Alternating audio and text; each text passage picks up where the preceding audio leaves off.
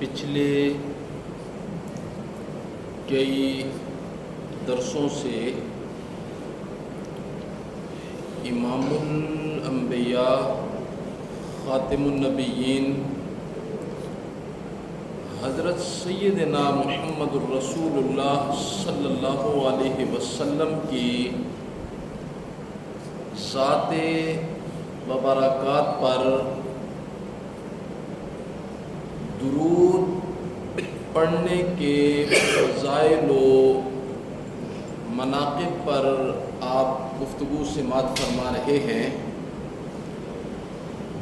اس میں اس چیز کی طرف اشارہ کیا کہ درود پاک کی کتنی فضیلت ہے، اس کا کتنا مقام ہے، اور درود پاک نہ پڑھنے والوں کے لیے کتنی سخت قسم کی وعیدیں امام الانبیاء نے بیان فرمائی ہیں. یہ بہت ساری چیزیں ان پر میں نے بڑے اختصار کے ساتھ روشنی ڈالی. اب جو اگلے درجے کی گفتگو ہم نے شروع کی ہے وہ یہ ہے کہ درود و سلام، یہ میں نے اس کا معنی بھی آپ کو بتا دیا کہ یہ دعائیں ہیں جو ہم امام الانبیاء کے لیے کرتے ہیں اور اللہ رب العزت نے ہمارے ذمہ لگایا ہے، یہ درود اور سلام. اگلی بات آپ نے یہ ذہن نشین کرنی ہے کہ یہ جو نماز میں ہم درود و سلام پڑھتے ہیں اس میں السلام علیکہ ایھا النبی ورحمۃ اللہ وبرکاتہ، پھر آگے اللہم صلی علی، یہ سارا وہ درود ہے، اس سے پہلے سلام ہے. آیا یہ نبی پاک صلی اللہ علیہ وسلم کو پہنچتا ہے یا نہیں پہنچتا؟ یہ چیز آپ نے ذہن نشین کرنی ہے. آیا یہ درود و سلام پہنچتا ہے یا نہیں پہنچتا؟ اور یقیناً یہ درود و سلام پہنچتا ہے. اگر یہ پہنچتا ہے تو اس کے پہنچنے کی نوعیت اور کیفیت کیا ہے؟ اگر درود و سلام پہنچتا ہے اور یقیناً پہنچتا ہے تو اس درود و سلام کی نوعیت اور کیفیت کیا ہے، کیسے پہنچتا ہے؟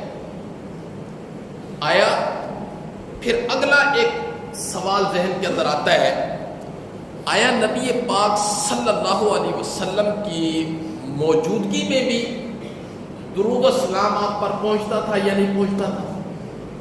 ظاہر ہے آپ موجود ہیں، انسانوں کے اندر موجود ہیں.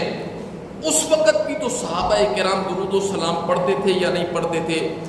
یقیناً پڑھتے تھے اور ہم سے زیادہ پڑھتے تھے. یقیناً پڑھتے تھے اور ہم سے زیادہ جذبات میں، محبت میں ڈوب کر پڑھتے تھے. یقیناً پڑھتے تھے.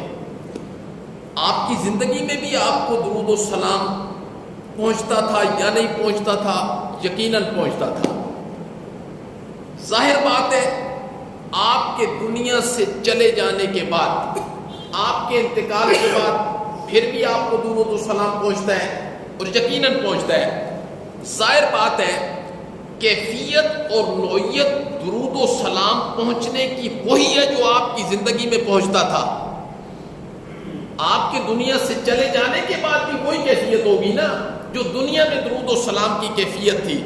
جو صحابہ کرام 1 لاکھ سے زائد صحابہ کرام آپ کے انتقال کے وقت موجود ہیں، وہ 1 لاکھ صحابہ کرام وہ درود و سلام تو پڑھتے تھے اور ہم سے زیادہ پڑھتے تھے. اس وقت بھی درود و سلام تو امام الانبیاء پر پہنچتا تھا اور یقیناً پہنچتا تھا. تو جو کیفیت اور نوعیت درود و سلام کی دنیا کی زندگی میں تھی، یقیناً جانے کے بعد بھی وہی ہے یا جانے کے بعد بدل گئی ہے؟ بدلی تو نہیں ہے نا. یہ وہ چیزیں سمجھنے سمجھانے والی جو میں آپ کے دل و دماغ میں رسانا اور بسانا چاہتا ہوں. دیکھیے وہ تو میں آپ کو بتاؤں گا کہ نوعیت اور کیفیت کیا ہے. اس سے پہلے آپ نے اس چیز کو ذہن میں رکھنا ہے. یہ عام ایک نظریہ ہے. بہت ساری چیزیں اس معاشرے کے اندر پھیل چکی ہیں. ان میں ایک بات یہ ہے کہ جو بندہ درود و سلام پڑھتا ہے جی، نبی پاک صلی اللہ علیہ وسلم کو اس کا نام لے کر بتایا جاتا ہے کہ فلاں نے یہ درود و سلام پڑھا، اس کے بیٹے نے پڑھا، اس کے پوتے نے پڑھا. یہ ایک نظریہ ہے. یہ نظریہ کہاں تک ٹھیک ہے؟ میں بڑی آسانی کے ساتھ آپ کو سمجھا دیتا ہوں. اگر یہی بات ہے کہ درود و سلام بندہ پڑھتا ہے اور نبی پاک صلی اللہ علیہ وسلم کو اس کا نام لے کر بتایا جاتا ہے کہ فلاں بندے نے جی یہ آپ کا درود بھیجا ہے جی، اور زندگی میں بھی درود پڑھا جاتا تھا. دیکھو آپ نے ایک بڑا مشہور واقعہ ہے، بہت مشہور، قرآن کے اوراق میں موجود ہے، قرآن نے اسے ذکر کیا ہے. صلح حدیبیہ کے موقع پر، صلح حدیبیہ 1500 صحابہ کرام کے ساتھ نبی پاک صلی اللہ علیہ وسلم عمرے کی غرض سے آئے. مشرکین مکہ نے روک دیا. مشرکین مکہ نے کیا کہا؟ آپ عمرہ نہیں کر سکتے ہیں. اس وقت ان کا ٹیکہ تھا، سرداری تھی جی، زور تھا. آپ عمرے کے لیے نہیں آ سکتے ہیں، ہم نے آپ کو حرم میں نہیں داخل ہونے دینا. 1500 صحابہ ساتھ ہیں اور احرام باندھے ہوئے ہیں، اور احرام میں لڑائی بھی نہیں ہے. پھر 1500 صحابہ پیچھے کھڑے ہو گئے مقام حدیبیہ پر. پھر اپنا سفیر امام الانبیاء نے کس سے بھیجا کہ جاؤ مشرکین مکہ کے ساتھ مذاکرات کرو کہ ہم آپ کے ساتھ لڑنے کے لیے نہیں آئے، ہمارا جنگ کا کوئی ارادہ نہیں ہے، ہم نے تو احرام باندھا ہوا ہے، ہم تو صرف بیت اللہ کی زیارت کے لیے آئے ہیں، ہم نے یہاں عمرہ کرنا ہے. لیکن مشرکین نے روک دیا امام الانبیاء کو. آپ نے فرمایا ٹھیک ہے، کوئی بات نہیں ہے. حضرت عثمان کو بھیجا، حضرت عثمان کو. اور وہاں جب حضرت عثمان گئے، ظاہر ہے یہ سارے آپس میں رشتہ دار تھے، کوئی چچا تھا، کوئی بھتیجا تھا، کوئی بھانجا تھا، کوئی ماموں تھا، کوئی غیر تو نہیں تھے. یہ سارے مکہ والے جتنے بھی تھے، کوئی نبی پاک کا چچا ہے، کوئی نبی پاک کا بھتیجا ہے جی. تو صحابہ کرام سب آپس میں خونی رشتے تھے قریش. تو اگر چچا مسلمان ہو گیا تو بھتیجا کافر ہے، بھتیجا مسلمان ہو گیا تو چچا کافر ہے. یہ دونوں طرف لوگ تھے. تو حضرت عثمان جب آئے تو صلح حدیبیہ پر اس مقام پر نبی پاک نے فرمایا کھڑے ہو جاؤ، اب آگے نہیں جانا جب تک عثمان نہیں آئیں گے. وہاں افواہ کیا پھیل گئی؟ قد قتل عثمان، نعوذ باللہ، یہ خبر پھیل گئی حضرت عثمان کو قتل کر دیا گیا ہے. نبی پاک، پھر حضرت عثمان کا دوہرا رشتہ ہے نبی پاک کے ساتھ، دوہرا رشتہ ہے. داماد ہے، داماد نبی، اور دامادی کا شرف 2 مرتبہ حاصل ہوا. ایک بیٹی فوت ہو گئی، نبی پاک نے فرمایا عثمان میں دوسری بیٹی کا نکاح تیرے ساتھ کرتا ہوں. اللہ اکبر. پھر حدیث کے اندر کیا آتا ہے؟ حدیث کے اندر کیا آتا ہے؟ امام الانبیاء نے فرمایا عثمان میری 100 بیٹیاں ہوں اور ایک ایک کر کے وہ تیرے نکاح سے فوت ہوتی چلی جائے، میں تیرے نکاح میں دیتا چلا جاؤں گا. یہ کون سسر کہتا ہے جی؟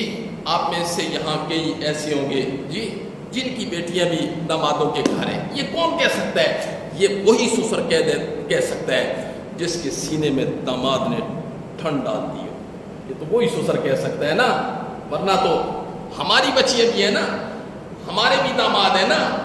یہ تو وہی سسر کہہ سکتا ہے جس کے سینے میں اس کے داماد نے ٹھنڈ ڈال دی ہو.